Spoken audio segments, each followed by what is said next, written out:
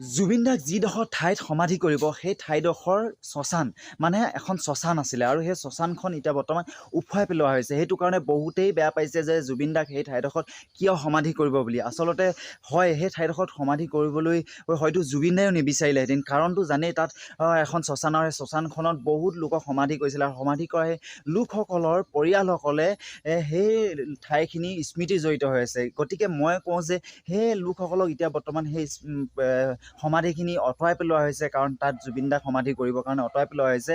আৰু সেই পৰিয়ালসকলে এতিয়া কাক লৈ সেই স্মৃতিখিনিক লৈ জীয়াই থাকিব, সেই পৰিয়ালসকলে কেনেকৈ সেই সমাধিখিনি নিজৰ নিজৰ সমাধিখিনি স্মৃতিখিনি মনত ৰাখিব।